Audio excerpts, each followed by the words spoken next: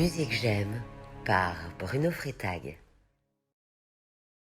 La vie de David Novakovski, compositeur et organiste, ou plutôt celle de ses partitions, est un véritable roman.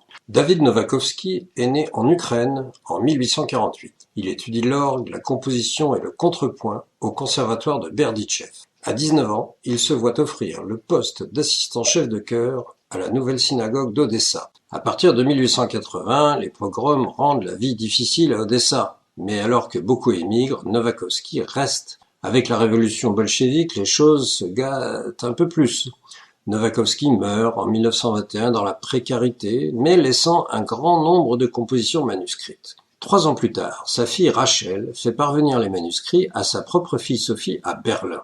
Sophie, bonne pianiste et concertiste, parvient à quitter l'Allemagne en 1939 et se retrouve avec sa famille en France, en Haute-Savoie, tout près de la frontière suisse. Elle a pris les manuscrits avec elle. Peu après l'arrivée des nazis dans la zone libre, la famille fuit vers la Suisse, non sans avoir enterré les manuscrits dans une ferme près d'Archamps, toujours en Haute-Savoie, sous un tas de fumier, avec l'aide du fermier. C'est le fils de Sophie, Alexandre, donc l'arrière-petit-fils de David Novakovski, qui revient déterrer les manuscrits après la guerre. Il les emporte à New York en 1952, année où il décroche une bourse pour étudier à l'université Columbia.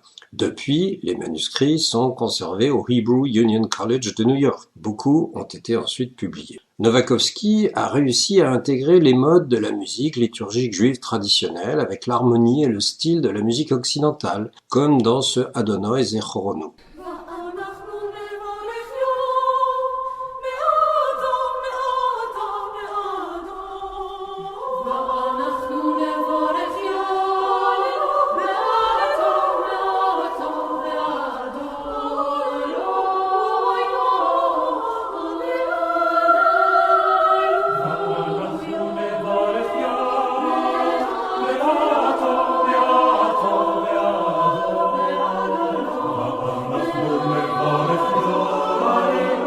Un autre très bel exemple, le Ashkivenu de David Novakovski, chanté par l'ensemble choral Copernic, dirigé par Itai Daniel et avec comme ténor soliste Yoav Oved.